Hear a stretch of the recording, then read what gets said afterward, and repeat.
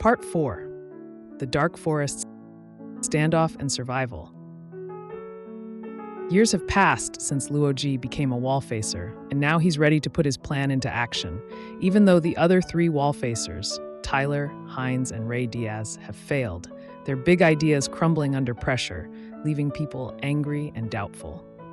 He's been living quietly by a snowy lake with Zhuang Yan, the woman he loves, and their baby girl, but he hasn't stopped thinking about the Trisolarans. Their fleet is still coming, closer every day. And the sophons are still watching, locking human science in place so no new weapons can be built. Luo Ji knows he has to act, so he goes to the United Nations and asks for special machines that can send a signal into space. Leaders argue about it, some calling him crazy, others saying it's a waste, but he convinces them, and soon the machines are ready, his hands steady as he prepares to take a huge risk. One clear day, Luo Ji turns on the machines and sends a message out, picking a faraway star and telling the universe its exact spot. His plan is simple but wild.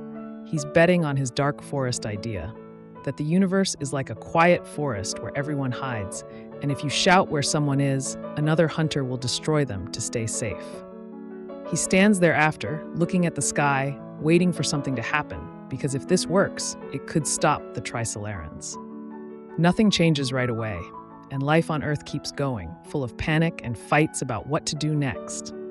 Some people build ships to escape, others dig underground, but most just wait, scared and unsure. Luo Ji stays with his family, telling Zhuang Yan little stories to keep her calm, even though he's nervous inside, wondering if he's made a mistake. Then, years later, something big happens. The star Luo Ji picked explodes, a giant burst of light far away that scientists spot through their telescopes. Their voices shaking as they say it wasn't natural. Someone out there destroyed it, just like he hoped, and Luo Ji feels a wave of relief, his legs almost giving out because it proves his dark forest guess was right. The Trisolarans see it too, through their sophons, and their fleet slows down, then stops completely, floating in space like they're too afraid to keep coming. Leaders on Earth get the news and can't believe it.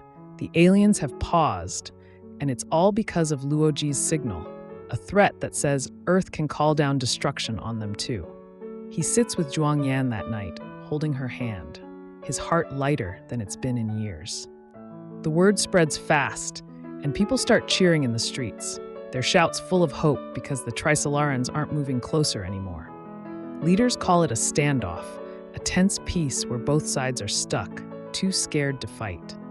Luo Ji becomes a hero overnight, even though he never wanted the attention, and they name him the Swordholder, the one who keeps the aliens away by holding this dark forest threat over them. He moves with Zhuang Yan and their daughter to a new house, a quiet place away from the crowds, and for a while, things feel better.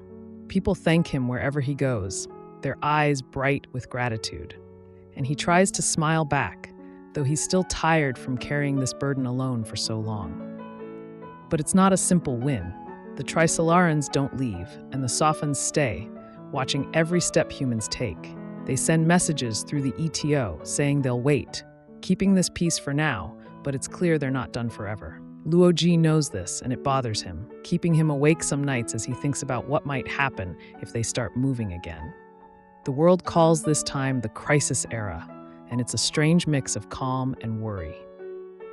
People start fixing things, rebuilding broken cities, planting food again, sending kids back to school, but everyone knows the aliens are still out there, a danger that won't disappear. Luo Ji tries to enjoy his family, playing games with his little girl and talking with Zhuang Yan, but he can't fully relax, always checking the sky for signs of trouble.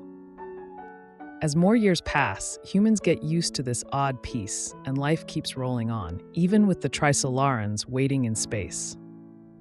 Kids grow up hearing stories about the Swordholder. People go back to work, and ships fly out to explore the solar system, though they stay close, afraid to push too far. Luo Ji stays the Swordholder, watching over the signal machines, ready to send another message if he has to. He gets older, his hair turning gray, his steps slower, and the world starts to see him as a steady figure, someone who saved them when everything was falling apart. But he doesn't feel heroic. He just wants his family safe, And every day he wonders if the Trisolarans will figure out his trick and call his bluff. One year, leaders decide it's time to find a new Swordholder because Luo Ji is getting old and tired, his hands shaky from years of holding this responsibility. They start meeting to pick someone new, talking about who can take over and keep the standoff going. And Luo Ji feels ready to let go, his body worn out from the stress. He takes Zhuang Yan and their daughter to a sunny hill one day, sitting with them in the grass, and tells them he's done his job, his voice quiet but firm. They look at him, smiling, happy to have him back without the weight of the world on him, and Luo Ji feels a real calm, something he hasn't known since this all started. He watches his daughter chase a butterfly, her laughter carrying on the wind, and thinks maybe this peace was worth it, even if it's not forever. Even as he steps away, the standoff holds. Humanity keeps going, breathing easier, though the Trisolarans stay out there, silent and waiting. The ETO fades, its members growing quiet, and people start to hope this peace might stick. Luo Ji knows it's shaky, like a thin wall holding back a flood, but he's given them time, years to live and rebuild.